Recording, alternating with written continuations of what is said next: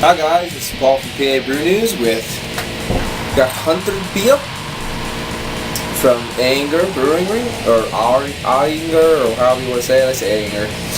But Ayinger, of like many beers with they are from Aying, Germany. So Ayinger is from Aying, Germany. Brauerei from Ayinger, so brew from Ayinger, or beer from Ayinger, or whatever. Brew from Ayinger. Brewed according to the German Reichsgebot, the German Purity Law of 1516. This is a 1.9 fluid ounce bottle, 0.9. Bavarian specialty lager. I've had a case of this a long time ago, and I remember it being a little much out of the bottle. It was a little bit malt liquory, but when I gave it a big rounded neck glass like this, that's why I'm using this, it was just so effervescent that it was a little bit attacking, but it changed a little bit, so I was really surprised. From a lager standpoint, I was surprised. Jahrhundret, year 100, I believe that means. So there we go. And it's ayinger.de. Okay, check this out. Do we have an ABV on this one? I don't know. It's bottled and brewed by Privatbrauerei Franz Inselkammer from Aying, Germany. It just says it again all fancy like. Let's see. Okay, no ABV on this one. But check out the cap. I like the cap. The cap's cool. And then that might even be the Brauerei. There we go. Again. There we go. Let's get this cracked open. Uh-oh. Kids are fighting upstairs.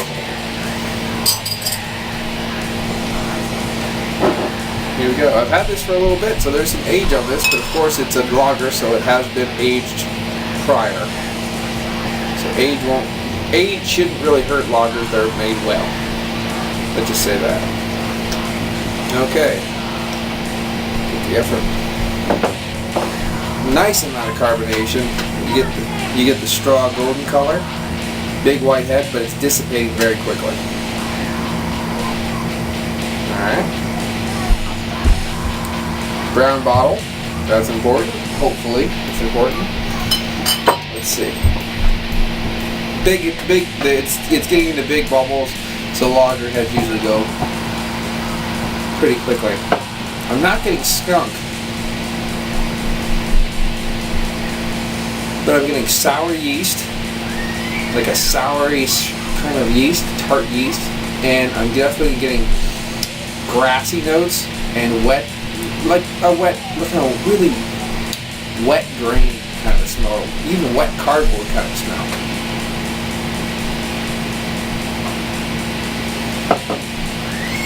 It's basically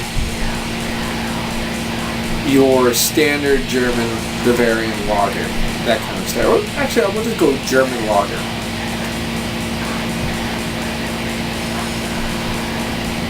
It smells like it has a very good maturation time, where it has a chance to really get the grains out, all the flavor, and then they actually do mature it for a little bit.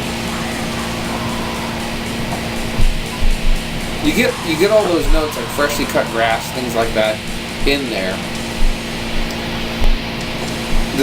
One of the things that I don't really like about lagers too much is I don't know if that lager yeast or something gives it an aroma that I don't really care for. But I can't really grade it on that because it is a lager, so congratulations. This smells like a German lager, a real German lager. Let's give it a go. There's lots of carbonation coming off this thing.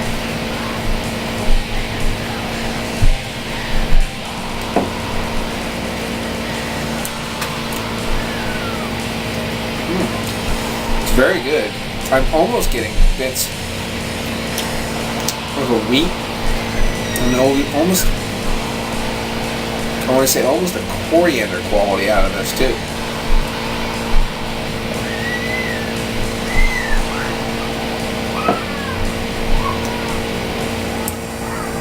There's definitely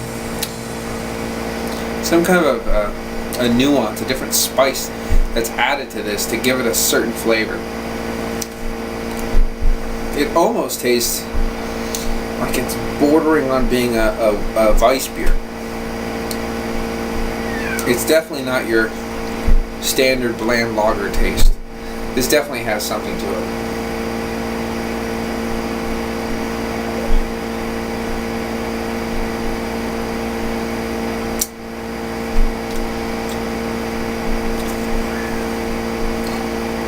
Definitely an interesting ale. I mean, it's easy to go through. I think the ABV is probably around 5. Might even be lower than that. It's not hard to kill a case of this. It's not offensive. It's a non-offensive lager.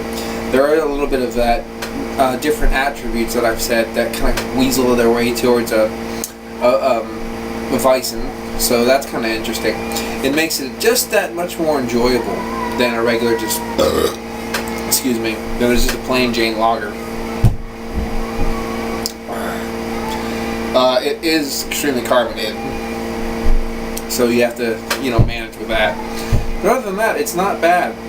I've never seen an Ayinger bottle that isn't a big 1.0.9 size. They usually come in the big German size. I think that's the German size or just a certain standard of measurement, because I think full English pints come in a proper size pint